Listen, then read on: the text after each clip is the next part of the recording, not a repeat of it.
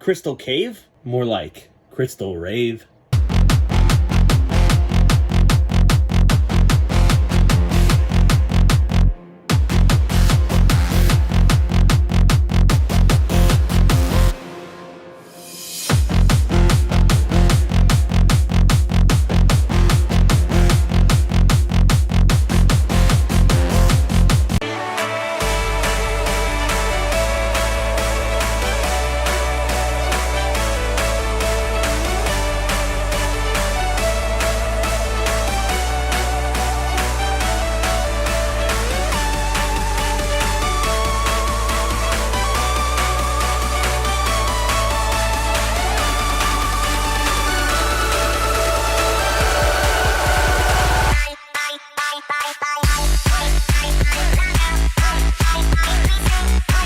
Good morning. Today we are at Crystal Cave right outside of Virginville, Pennsylvania. I haven't been here in about 20 years, which is weird because all the places that we go, I haven't been there for like 20 years. So I guess I just haven't done anything for 20 years. But it's going to be really, really fun. If I remember it when I was a little kid, like it was just so fun to see everything. And considering it's going to be 99 degrees today, it's going to be amazing down there, just like Pioneer Tunnel, nice and cold. So I'm super excited. I won't be talking much because it is a guided tour, but you'll get to see everything, the whole experience. So yeah, masks are required, obviously, because you're down there, tight quarters and everything. So that's what the website says. And so far, everybody I've seen has worn a mask today. So that's probably what it's going to be, but I'll let you know either way. Oh, and another thing, I like using the wide angle lens, obviously, with the iPhone.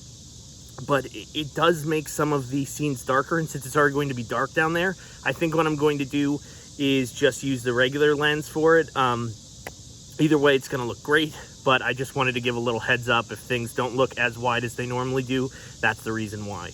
I think there's like an aperture difference or something. So, but yeah, let's jump into it. I love the old town feel here.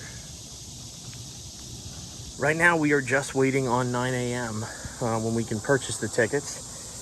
I did not see anywhere for you to purchase them online. So you just got to wait till 9 o'clock so you can order it. And then the first tour starts at 9:20.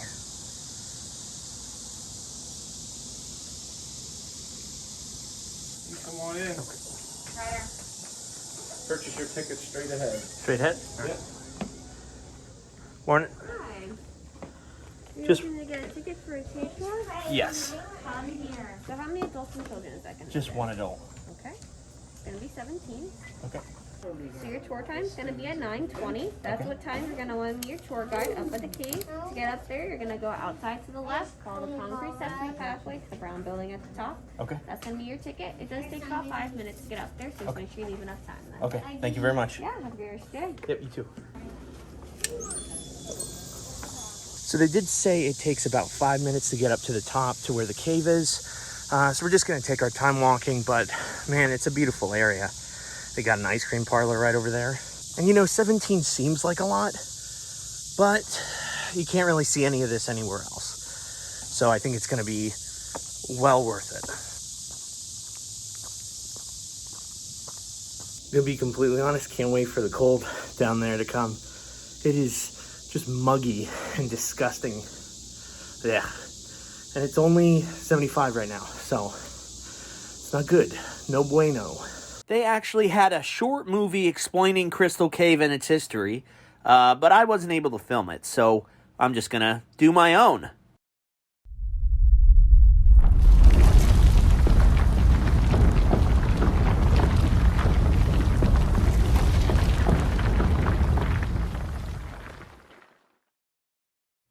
I guess it's good to start like this. Caves are really, really old. How old they are depends on the area. For example, Crystal Cave has formed slowly over millions of years because of two constantly moving things: water and earth. You see, limestone is beneath the surface of the earth, and over time, rainwater full of acidity slowly finds a way to move downward through cracks, causing deterioration of the limestone in a process called erosion. As it moves downward, it creates tunnels and in some cases complete caverns and chambers. The rainwater also contains minerals that begin to build up over time on the ceiling called stalactites, and on the floor called stalagmites. Through natural processes, every single stalactite and stalagmite looks different from another, and sometimes even form together to create a column underground. Through all of these natural processes, what's left over is absolutely breathtaking. What we are about to see was discovered in 1871 by William Merkel and John Garrett while they were blasting for limestone on a Sunday morning. After the smoke cleared, they realized the blast had created a hole big enough to enter through and were shocked to discover what they had found. A beautiful formation of rocks, crystal, and limestone that they immediately knew they had to show to the world, or at least to the Berks County area. However, they quickly discovered the dangers and popularity of Crystal Cave, as just a week after discovering it, 2 teenagers went nearly 125 feet underground and carved their signature into rock that can still be seen today. In 1872, Samuel Kohler purchased the Crystal Cave property and quickly built a door on it to stop any future trespassers from vandalizing and stealing specimens from the cave. Later, he announced that he would be hosting a grand illumination showing off the cave to the public and would become the first show cave in Pennsylvania. As time went on and the popularity of the cave grew more and more, they built a hotel in 1874 so travelers could come, visit, and stay the night. In 1886, Samuel Kohler sold the cave to his son for $4,300. Yep, you heard that right. Sold it to his son. Hasn't anyone heard of an inheritance anymore? But still, David put his own spin on it, buying a liquor license and throwing balls and hoedowns in the Crystal Cave ballroom. In 1919, the cave had its first marriage with Marion Kurtz and Francis Finley in the ballroom, using the natural altar, and even had men transport a piano into the cave. In 1922, David Kohler sold the business again to 2 investors who formed it into the Crystal Cave Company, and by 1929, attendance had reached a whopping 93,122 people. The first baptism came in 1949, where water taken from a natural pool in the cave was used to perform the ceremony. That little boy turned into Rock Boy, and he is still saving the world to this day. No, not really, but doesn't that sound like the start to a superhero story? Come on. Through the years, there have been many changes, from adding concrete steps and better lighting fixtures to the new stone entrance to the cave. The worst change of all came from people touching parts of the cave they shouldn't have been touching for several years, which broke, damaged, and deteriorated parts of the cave beyond recognition. Due to the conservation efforts of the Crystal Cave Company, there have been many pieces of the cave that would have been lost forever that you're about to see. Come join us as we enter the historic Crystal Cave.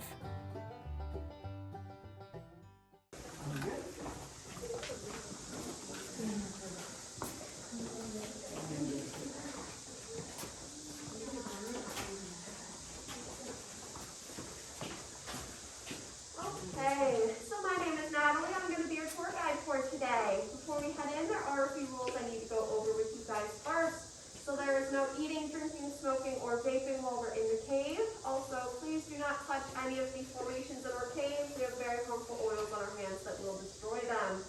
Also, while we're in the cave, masks must be worn at all times. They must be worn properly over your mouth and over your nose. While we're in there, you guys can take as many pictures as you'd like. You can use flash. Follow me in.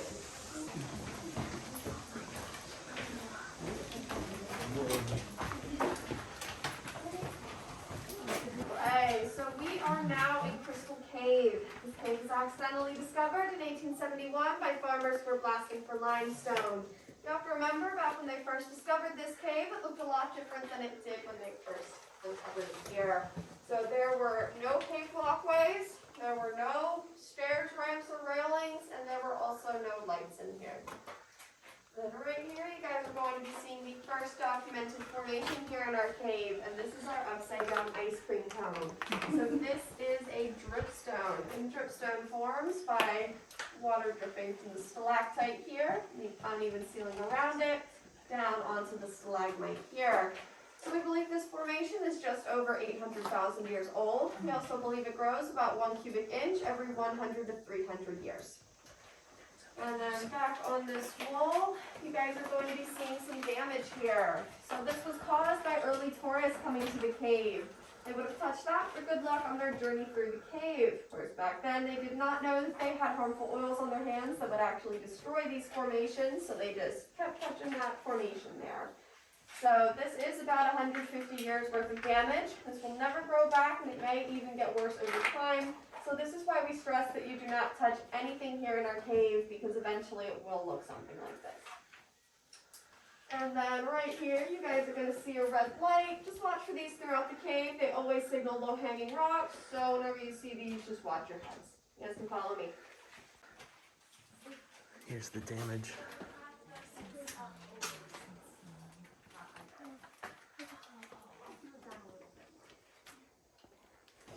Okay, so we are now in the storage room. This is the smallest room here in our cave.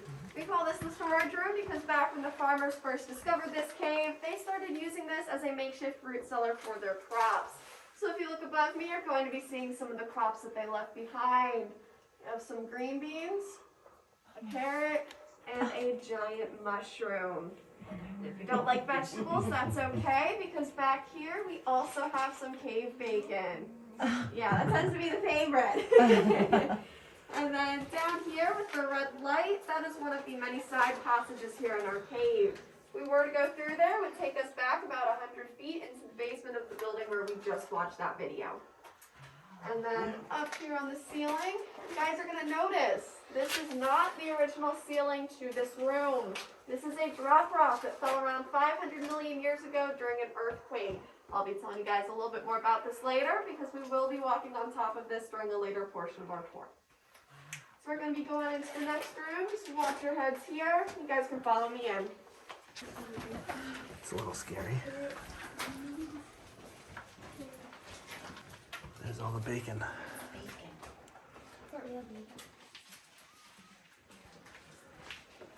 Okay, so we are now in the crystal ballroom. This is the largest room here in our cave. Right now we are about 150 feet below the surface, and this is the lowest that we go during our tour today.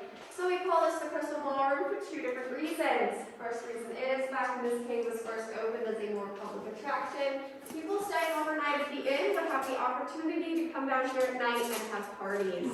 Back through the corner, that's where the band would play. I like to think it was the first rock band. There we go, got a couple laughs. There's going to be a couple of bad jokes on this part. So be prepared. Then back here, that is where the concession stand would have been. And then where you guys are standing now, that would have been the dance floor. Back then it was made out of long wooden planks running throughout this room, because back then the floor was about a foot of mud, so you didn't really want to be dancing in that. And then the second reason, this is called the crystal ballroom. It's over in that little section of wall. Feel free to get closer if you want to. You're going to be seeing some very small sparkles there, and those are synthetic calcite crystals. These are worth no more than your average table salt, and we know that these formed after our cave was fully drained with water, because these will actually dissolve if they come in contact with water. The only reason that these are still here in our cave today is because of this little outcrop here that prevents them from getting dripped on. And then over in this larger area of walls, you guys are going to be seeing some large 8-sided aragonite crystals here. So these are a close relative to those 6-sided calcite crystals, also worth no more than your average table salt, but these are very different. These are going to be seeing really vary in size, shape, and color. A lot of the different color here is based on the different minerals that were in the water at the time, because these were fully formed underwater. And then back behind you guys here, you're going to be seeing two different pieces of that drop rock that fell over the top of the storage room. Right up there is where we're going to be walking later. And then down here, this is altar rock. So that was used as the altar in 3 weddings and 3 baptisms here in the cave. Wow. I'm going to be telling you guys about the first wedding. So the first wedding to take place here was in 1919. The bride Mary and parents insisted that a 1,000-pound grand piano be brought into the cave for her wedding. So in order to make that happen, going to hire 4 men at 25 cents each to carry that 1,000-pound grand piano up that amazing hill you guys had to walk up to get here. Over top of this big drop rock here, to place it back in the corner where the band would have played. You guys do that for 25 cents, right? Easy job. You might be thinking, well, you know, 25 cents could have been worth a lot of money back then. It was over 100 years ago. But if you calculate that 25 cents into today's money worth, it's only about $8. So yeah, I didn't get paid very well. And then, if you guys want to look down here, we're going to be seeing another red light, and that is Devil's Den. So that drop about 175 feet goes back about another 50, and that is where our bats used to live. I say used to because we do not currently have any bats here in our cave. Sadly, around 2008, many of them did die off or leave the cave because of a disease called white nose syndrome. We're hoping one day they will return. We're just not sure if they will, just because they've been gone for such a long time. So we're going to be headed up the stairs to our next stop. We're going to be going up the left side here. Just be careful, use the railing if you guys can follow me.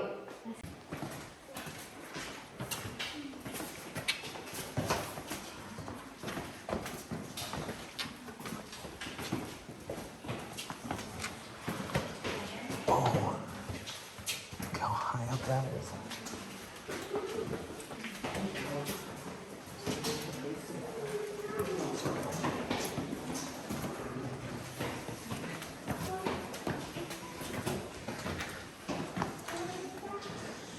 Whoa, that's a long way down.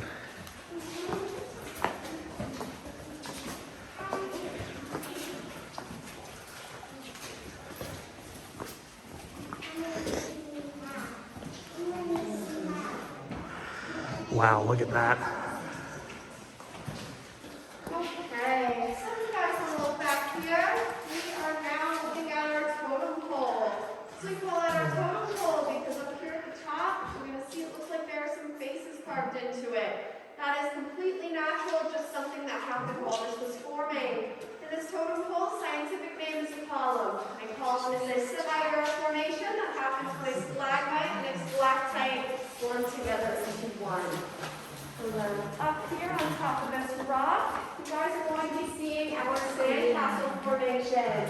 And this is a giant formation. So pretty much what that means is, if you look above it on the ceiling, you're going to see there's no longer any stalactites there that can reach this formation, give it the nutrients that it needs to survive. So over the next couple thousand years, this will completely hollow out, become paper thin, lose all stability, and just fall onto the floor where you guys are now. And then down here to the left, you guys are going to be seeing a little puddle there. I know, super exciting. But this is actually very important to our cave because this is the largest standing body of water here in Crystal Cave. Believe it or not. It's only about 3.5 shorts of water, but we like to call it Lake Inferior. There we go. Got a couple little troubles there. Got a question? Did someone put the walls in there? Possibly. Yeah. Yeah, it does kind of look like a wallet. So yeah, someone might have just, skipped a penny through the entire wallet. Yeah, our wishing wall's right over there, so sometimes you see stuff over in here. Yeah, we got a wallet, a pair of glasses. That's gonna be welcome. So yeah, so back to Lake Inferior over there. So a little fun fact about it is that during those 3 baptisms that happened here in the cave, they actually took about a 1/4 cup of water for each of those baptisms from that little puddle there and used it during each of the ceremonies. And then down here on the floor, you guys are going to be seeing our fried eggs to go with our cave bacon. So these are stalagmites that had to be cut down for safety reasons because they built the floor right around them. So these are the only formations in our cave that you can touch because we want these to go away. So if you guys want to feel these, you can go ahead and do that. You can touch these. I don't know. Wow, that's cool.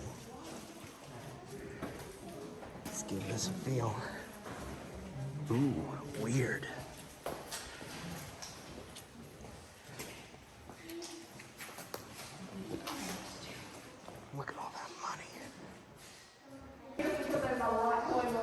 ceiling. So yeah, it'll probably happen a couple more times while we're down here. Whoa. Okay, so if you guys want to look right back here, we are now at Prairie Dog Island. All those little prairie dogs up there are stalagmites that grew right on top of this big drop rock here. If you look directly above it on the ceiling, you're going to see exactly where that drop rock fell from, and that is called Cathedral Dome. I'll be telling you guys a little bit more about that later once we get up to Lookout Point. And then, right, I was flashing. There we go. Down here front and center, you guys are going to be seeing a piece of our cave coral. So that is another piece of evidence to suggest that our cave was once fully submerged in water, because not only can this kind of calcite only grow underwater, you see down here it's not actually attached to the drop rock here. We believe this piece fell from up in Cathedral Dome where there's a larger amount of cave coral. And then over this little outcrop here, you guys are going to be seeing our lion's tail. So this is a very rare and unusual formation. There's only one other like it in the United States, and that is in Carlsbad Caverns. So this formation started out as a stalactite, and then for whatever reason formed into a halactite, and then went back to a stalactite. So very unusual. So we are now at a point in our tour where we do something called lights out. So pretty much what's going to be happening is I'm going to be turning out the lights in this section of the cave. Is everyone okay with that? Yes. Yeah? Okay, so we're going to be turning out the lights. We're going to be seeing what those first farmers would have seen when they discovered the cave. We're going to be staying quiet for a few seconds so we can kind of hear what's going on in the cave. Then I'll be turning on my flashlight so we can see what those first tours would have been like. Is everyone ready? Yes. The lights are going out now. So yeah, it gets very dark in here very fast. This is pretty much, what those first farmers would have seen when they first discovered the cave. So not much. But so if we want to stay quiet here for a few seconds, we can kind of hear what's going on in the cave.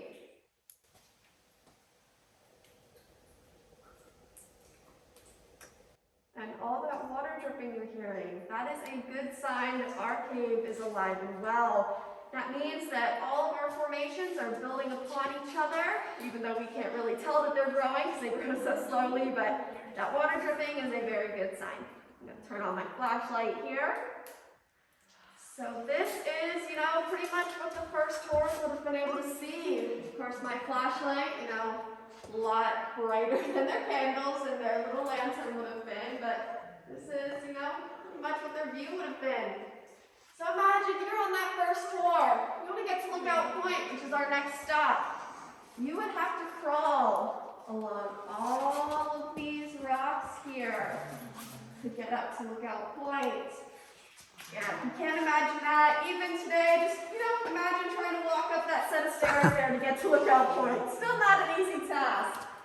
So, show of hands who wants the lights to go back on. Just kidding, they're going back on. There we go. See, that was fun. So, we're going to be headed up to Lookout Point. That's crazy. If for whatever reason you do not want to walk there, that's fine. You can stay right down here. If you do choose to head up, you're going to be going up the left side of the stairs. Just be careful, use the railing. You guys can head up.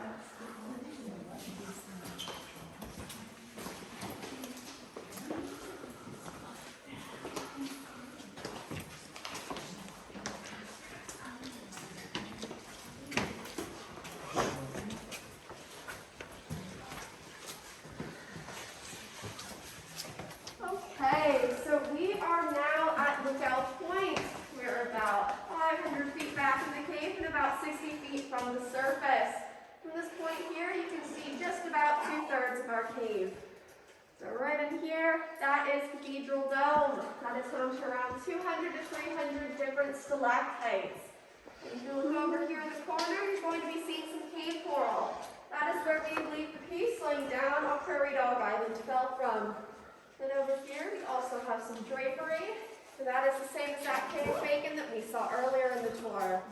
And then all the way up here on the ceiling above you guys, you are going to be seeing the youngest stalactites here in our cave. We estimate these to be right around 100 years old, because back when the farmers first discovered this cave 150 years ago, these did not exist yet. just a normal ceiling above their heads. And then back behind you guys, you are going to be seeing a small opening in the rocks there. And that is just big enough for a person to fit through, but we are not going to be testing that on this tour. So if we were to go back there, it would take us back about 60 feet to a dead end. But because that passageway is naturally occurring, that means that over the next couple centuries, this entire back section here will open up and be a new entrance or exit to the cave because of, you know, rock collapses, erosion, water damage, that kind of natural occurrence. But as of right now, this is a closed cave system, so that means only one way in or out.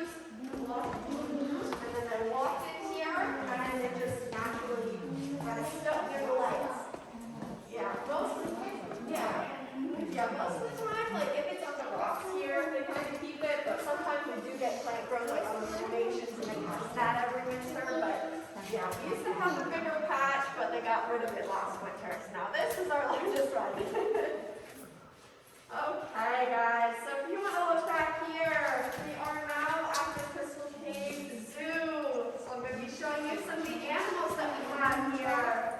We have our seal, our three-humped camel, our beaver sitting up on its log, our three-legged turtle, and then our alligator with its head in the sand.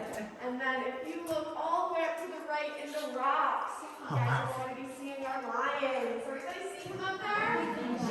That's so cool.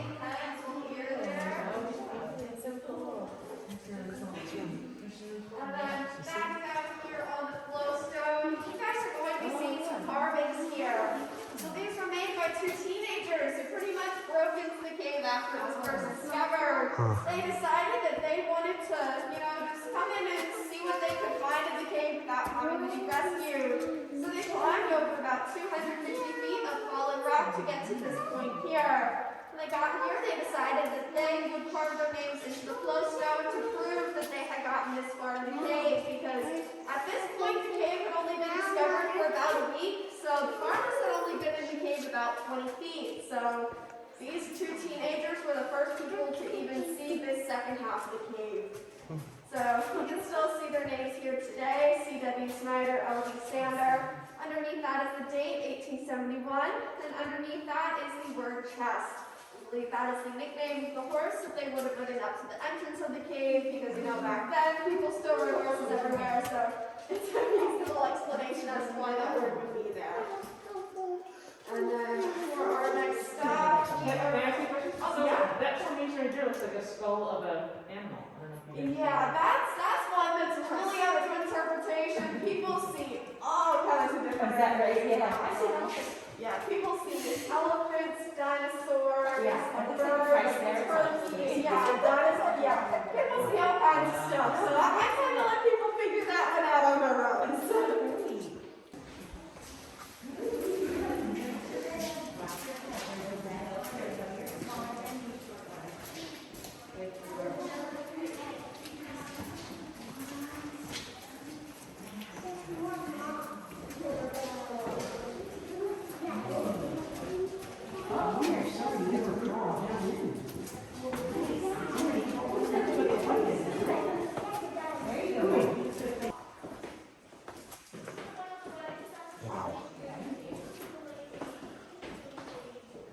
All that back there.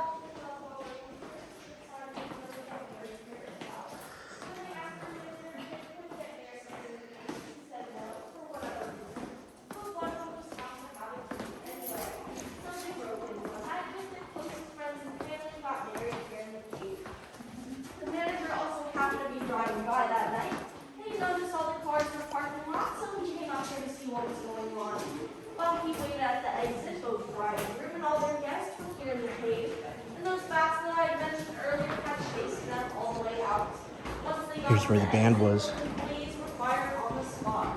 Would you like to say there was the start of a rocky relationship since the couple was a divorce about a year or two later? Jeez. Okay, everyone, as we continue, you may follow me up. Okay, so we are now on top of that big drop rock that I mentioned earlier. If you look all the way up here on the ceiling, you are going to see the fault lines that caused this rock to fall.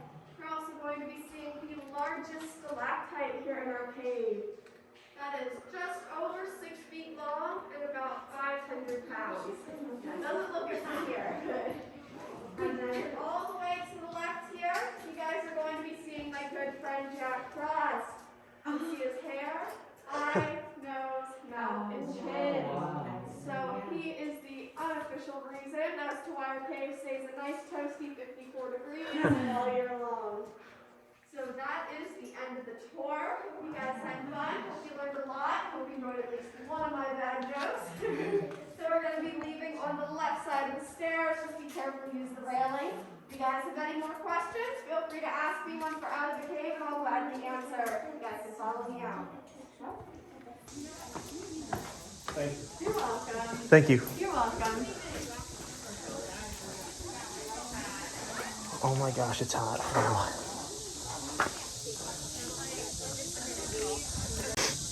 So we're away from people. Gonna pull down my mask. Oh my gosh. I don't care what they tell you. You can't breathe in that thing. Especially in a cave. No air ventilation. Now over here, what's really cool is they actually have miniature golf. So after you're done with your tour, you can come over and, you know, try and get a hole in one.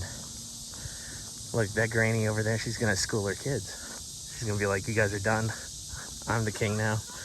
Or queen, who knows? If it wasn't so hot, I would probably mini golf. Oh, it's only $5, that's not good. I mean, it's only $5, that's not bad. And then they also have a nature trail, which is pretty neat. Neato. But you know what comes next? The gift shop. And what also comes next? Widescreen. Ah, it feels good to be back. I'm telling you, you could see nothing. I was testing it down there every once in a while, and you could see nothing on widescreen. It was so dark. So now that I know that, I can fix that in the future, so it won't be an issue. Also, if it's hot like today, you could stop by the ice cream parlor and destroy an ice cream cone or something.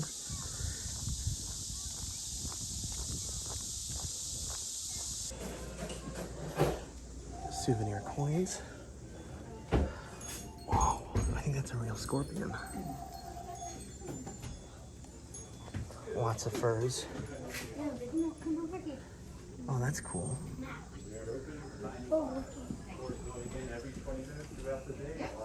Look, that's like the original, how they had it. Skunk hats. Those are expensive rabbit furs. They do feel high quality though. Lots of rabbit furs. Holy crow, look at all these. But $12.99. I don't know. And these are what? Raccoon furs? These says raccoon tails, but none of these are tails. Interesting. Ooh, chess. Nice.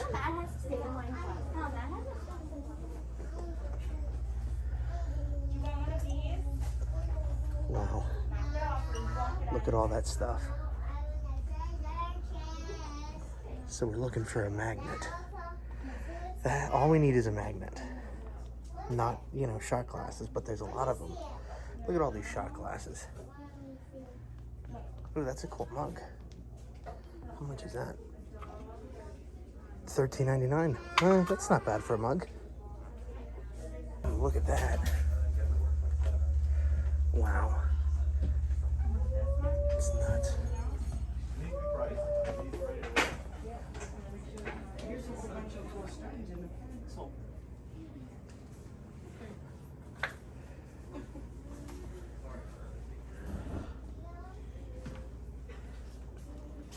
Here we go. Ooh, that's nice. Ooh, this is nice. Look at that. That's really cool. $3.99. Holy, that's nice. I think it's got to be this one right here. Nice. All right. Wow, it is filled up quite a bit. You know, it's annoying that I keep going to places that are so much fun. This is a no-brainer. Once again, come here. I think it's definitely worth it. You know, when you see that $17 ticket price, but with everything you see, and it's something that you can't just see, you know, wherever. You know, you have to go to specific places to see these amazing caves. It's 100% worth it. I do think a lot of the stuff in their gift shop is super expensive, just being completely honest there. The magnet was cheap though. A lot of places, they like up the price of their magnets, and their magnets were really cool and not expensive. So that's even better. Yeah, two things I'll say. If you show up right at 9 a.m., you can usually get right on the first tour. It's going to be harder on like Fridays and Saturdays and Sundays, obviously, because it's just busy.